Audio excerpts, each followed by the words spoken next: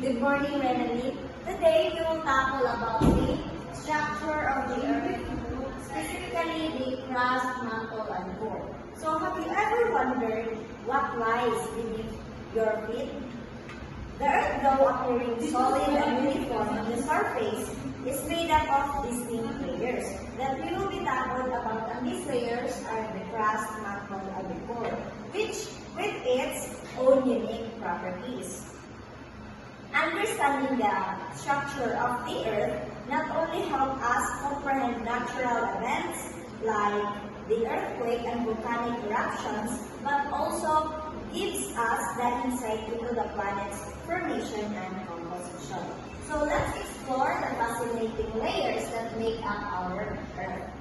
So these are the objectives of our topic this morning. So, identify and describe the four main layers of the Earth, which is the crust, mantle, outer core, and inner, including their composition, thickness, and characteristics.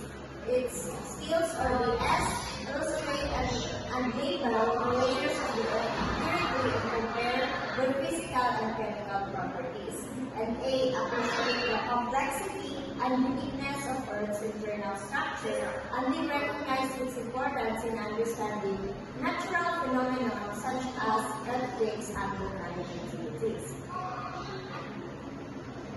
So now, here's the small overview of the structure of the Earth. So the structure of the Earth is divided into four layers, which is the crust, mantle, the outer core, and the inner core. So each layer is made up of different materials. So the different materials are different compositions, different form of rocks, different temperature, or their overall their thickness. Even their thickness have differences.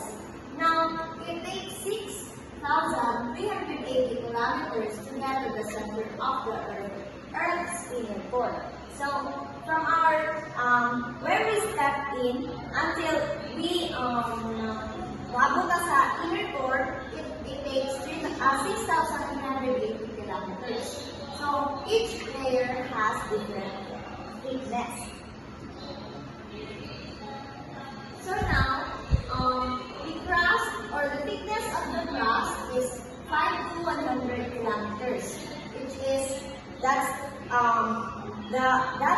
the crust is where we live in, and all different layers or landforms are found. Example of the landforms are the ocean, the mountains, and the valleys.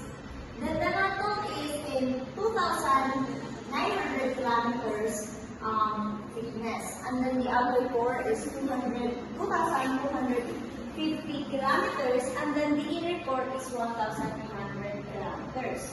So now, we will tackle about the crust, the first layer of the structure of the Earth, and that is the crust. So the crust is the outermost layer of the Earth. That means anything that you see on this Earth or on this land is in the outermost layer of the Earth, which is the crust.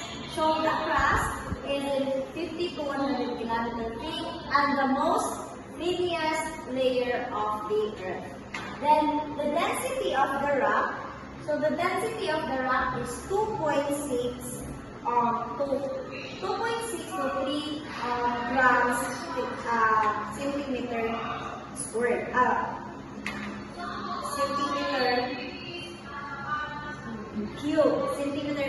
Centimeter cube. Then, density of the rock refers to how compact material is. So, the rock crust are less dense than those in the mantle and core. So, one of the features of the crust is type of rocks, which is less dense type of rock in the crust. So the lower density allows the crust to float on the denser mantle layer beneath it. So Earth crust is made up of two layers. So crust is made up of two layers, which are the continental crust and the oceanic crust. So from the word itself, continental crust. So continental crust are those in the land, or what we call these continents. So continents are made up of we have different 7 continents, and it is deformation on the land surface. So the continental crust is more complex than the oceanic crust in its structure and origin because it has varied rock composition and a longer geological history than oceanic crust. So there are different histories or mga nanahitabo geologically on the continental crust. So this complexity supports diverse landforms, and that's why there are different landforms, which are there are mountains, different types of land, or katong iba't ibang uri ng anyong lupa,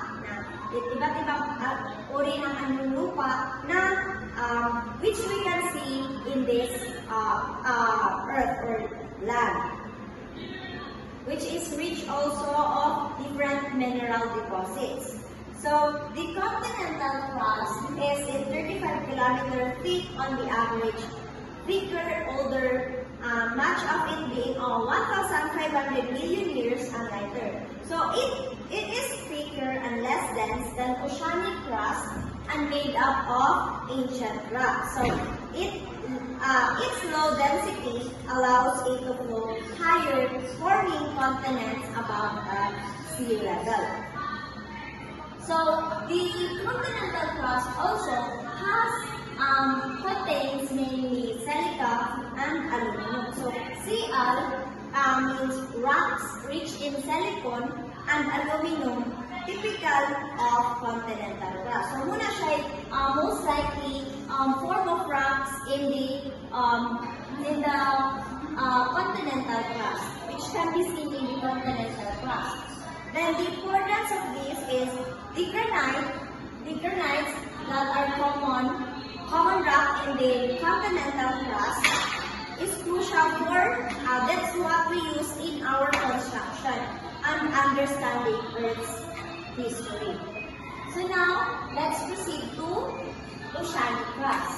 So oceanic crust is mainly formed at the constructive margins, spreading mid-ocean ridges and tends to be between 6 and 10 kilometers thicker. So oceanic crust form where tectonic plates pull apart and magma rises to form new crust. So the oceanic crust typically see on the ocean or landform underneath the ocean. So when there is a tectonic plate, when you say tectonic plates, that occur when there's an earthquake. So it pulls apart, then there's a magma rises to form a new crust. So it doesn't mean some of parts in the oceanic crust na po na siya na-form underneath ng mga mountain, something like mountains. But it's underneath the ocean. So when there is a tectonic plate, when you say tectonic plates, that occur when there's an earthquake. So it pulls apart, then there's a magma rises to form a new crust. So it doesn't mean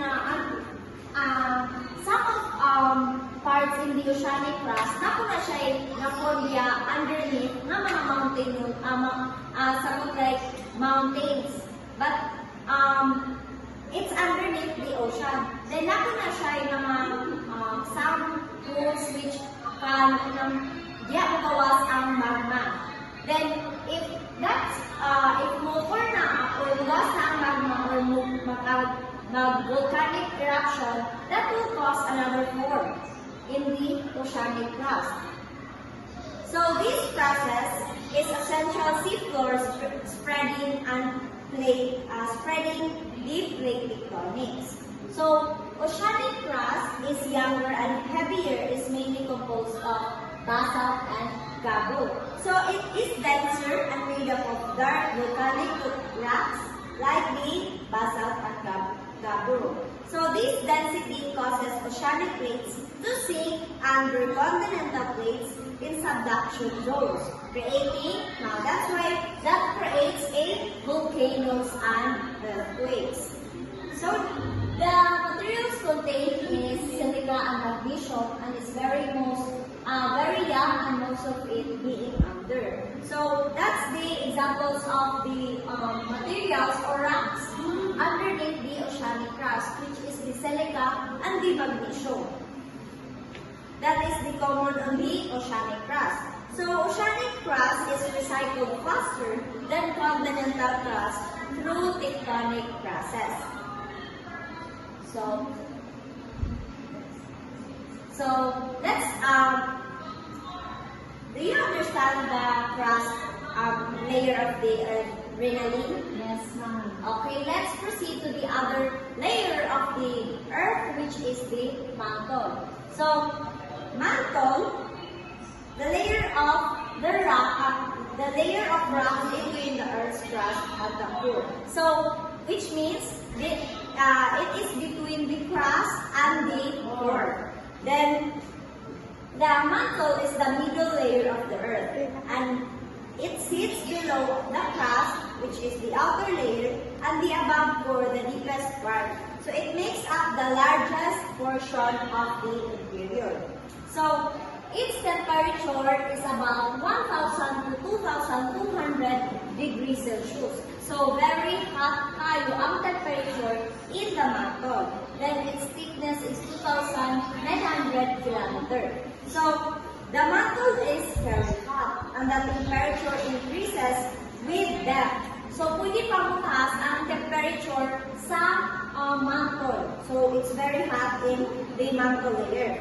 Then despite this heat, the mantle is mostly solid or semi-solid because of the pressure. So it's not that dili siya gud katong liquidous na part of layer, but solid siya, semi-solid or solid ang iyang type of heat diya sa mantle. So the composition or the rocks or minerals made up in the mantle are the iron, oxygen, magnesium, and silicon. So these elements or form of minerals are formed into olivine or pyroxene, which are common in the mantle. So muna siya, when it is mixed, so these elements form like olivine. So naka-form siya other type of mineral, which is olivine and pyroxene. So the mantle is more dense than the crust. So because of its composition and the pressure, the mantle is heavier and more compact than crust. This density helps explain why the crust floats on the mantle like a raft at Cape Zero. So that's why, muna siya yung reason, mamanong ang crust, isang thin na siya, pero that makes us explain the crust floats on the mantle. So muna siya, wala puta, kaya di ba solid na to. Maputa ni, just like ni murag na hugno ang crust. So that's the reason why ang crust is more dense than the, why the mantle is more dense than the crust. So, next. So, there's, the mantle has two parts, which is the asthenosphere and the mesosphere. So, the asthenosphere is the soft layer of the mantle which the tectonic plates move. So, the asthenosphere is a fluid layer located on the upper part of the mantle.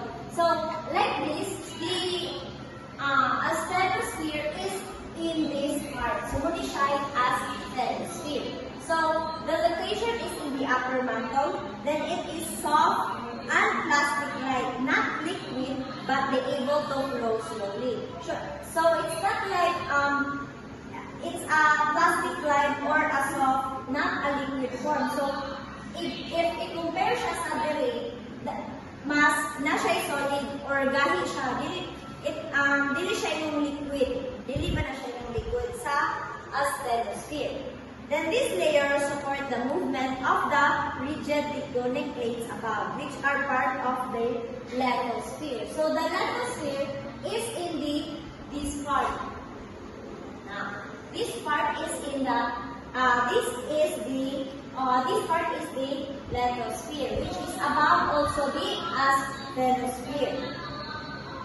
So the movement in this asthenosphere, muna siya nagka-cause. So the movement in asthenosphere, in this part, that's the cause of earthquake, volcanoes, and continental drift. That's why we experience some earthquakes and volcanoes because nag-shake na ang part sa asthenosphere. That's why we have tectonic plates moving. So diha na sa asthenosphere. So below ang mesosphere, the strong lower part of the mantle between the asthenosphere and the outer core. So as you can see in this picture, the mesosphere is in this part. So muna ni siya mesosphere. Muna siya lower part of the asthenosphere and the outer core. So the strong layer, it is a stronger and more rigid than the asthenosphere due to the higher pressure because doon naman siya sa outer core, which is ang outer core muna siya isa sa pinaka-init or hot layer. So even though it's hot, the pressure keeps the rock solid. So bisan ko ang init which is pressure sa anime, bisan init kayo, but the part in the mesosphere, it makes bisan taas ang pressure, but the rocks are solid. So inanak siya pa ang mesosphere. So it helps transmitting seismic waves. So when we say seismic waves, those are the vibration or the shaking of the land. Muna siya nagka-cause, it helps transmitting. So kay we cannot go underneath sa inner core or the outer core, so that that's the reason important ang mesosphere nga part because it transmits seismic waves and contributes mantle convection, which is a mantle convection, slow movement of hot materials. So now let's proceed to the third layer of the Earth structure, which is the core. So the core is the central part of the Earth below the mantle. So Earth core is made up two parts with a shell called the outer core and the sphere called the inner core. So the inner core is a solid sphere due to the immense pressure at the center of the Earth. So the inner core is is about to 1,300 kilometer thick, and then the outer core is about 2,200 kilometer thick. So the outer core is so hot that the metal is always molten, but the inner core pressures are so great that it cannot melt, even though temperatures reach 3,700 degrees Celsius. So the outer core is a liquid layer that surrounds the Earth core and helps produce the Earth's magnetic field. So both cores are made of metals, iron and nickel. So the inner core and the outer core is made of the iron and nickel. So the outer core is a liquid metal and the inner core is a solid metal. So this picture shows the internal structures of the Earth. Focusing on the core. So the Earth is made of layers. So what are those layers of the Earth? The crust, mantle, and Inner core and outer core. So unsa ganitong inner core? inner core is The liquid metal. And then the outer core is the solid metal. So, in conclusion, the Earth's internal structure is marvel of natural design. So, with each layer serving a critical function of the planet's dynamics.